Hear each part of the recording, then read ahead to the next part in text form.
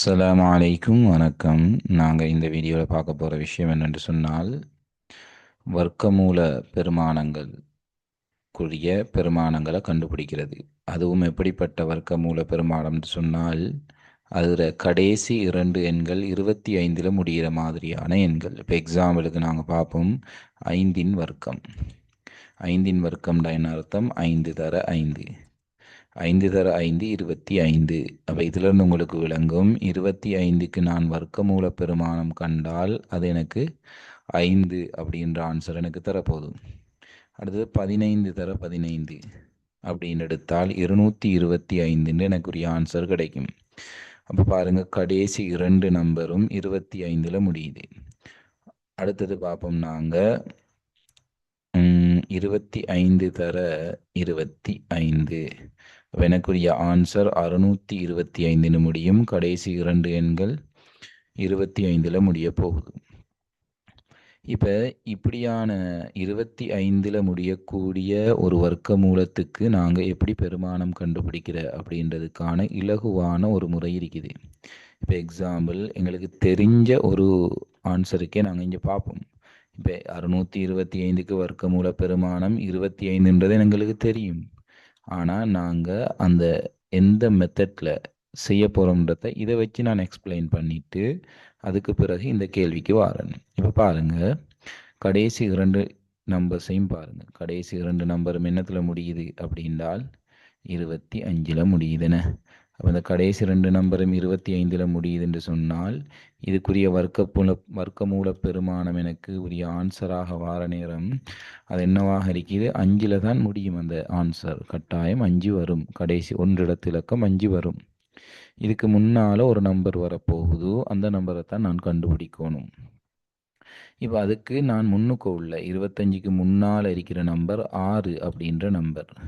இந்த 6 அப்படின்ற நம்பர் எந்த நிறைவர்க்க எண்ணுக்கு முன்னாலையும் பின்னாலையும் இருக்கின்றதை அவதானிக்கணும். இப்போ உங்களுக்கு தெரியும் 2ன் வர்க்கம் 4.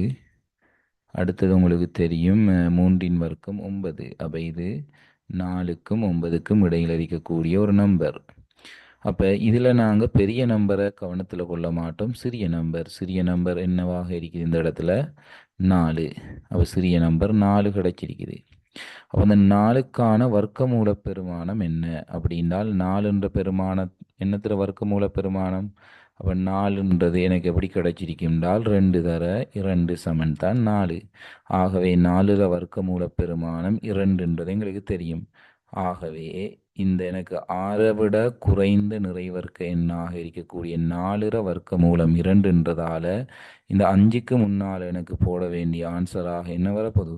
2. அப்போ எனக்குரிய ஆன்சர் 25 அப்படின்றத நாங்கள் விளங்கிக்கொள்ளணும். இதை யூஸ் பண்ணி நான் என்ன செய்ய போகிறேன்? இங்கே உள்ள வினாக்களுக்கு விடை எடுக்க போகிறேன். அப்போ கடைசி ரெண்டு நம்பரை நான் பார்க்குறேன். கடைசி ரெண்டு நம்பர் இங்கேயும் 25 முடியுது, இங்கேயும் 25 முடியுது.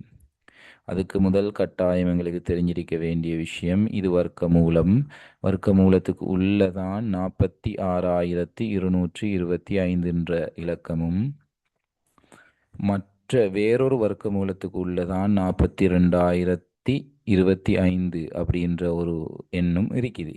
இது கழிப்பட்டு கொண்டிருக்குது. இப்போ நான் இந்த வர்க்க மூலத்துக்கு உள்ள இருக்கின்ற போட்டு நான் நேரடியாக 46,225 42,025 கழிக்க முடியாது. இப்படி சில மாணவர்கள் செஞ்சுருந்தாங்க. அதனால தான் இதை நான் உங்களுக்கு சொல்கிறேன்.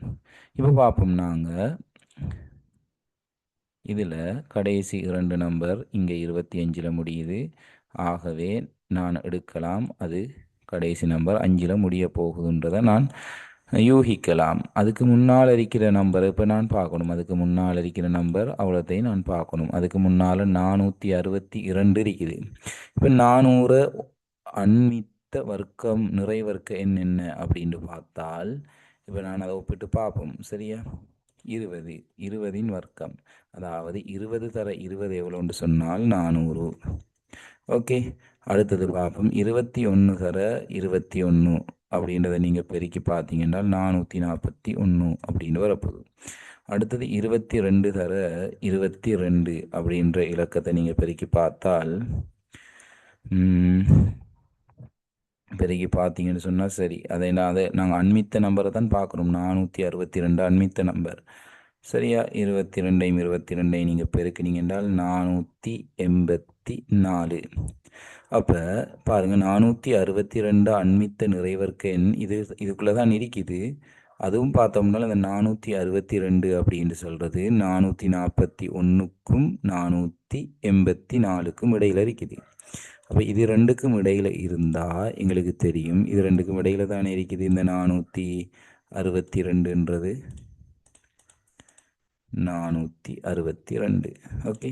இப்போ இது ரெண்டுக்கும் இடையில் இருக்கிறால் அதுக்கு குறைந்த நிறைவர்க்க எண்ணை தான் நாங்கள் அவதானிப்போம். அதுக்கு குறைந்த நிறைவர்க்க எண் தான் யார்?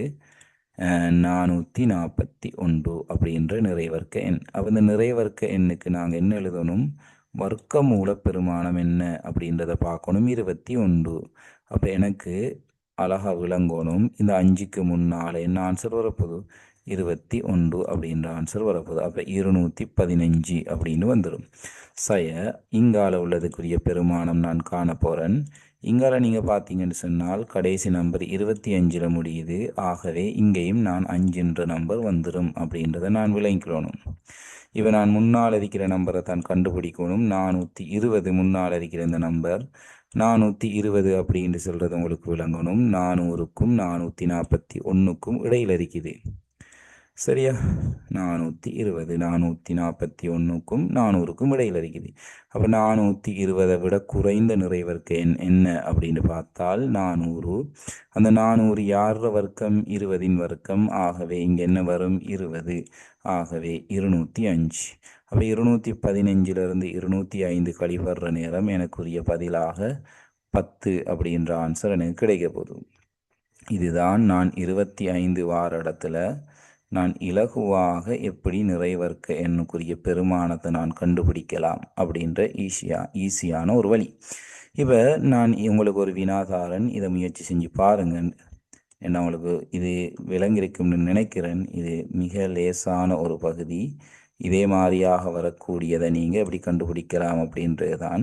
இப்போ உங்களுக்கு ஒரு வினாதாரன், அதாவது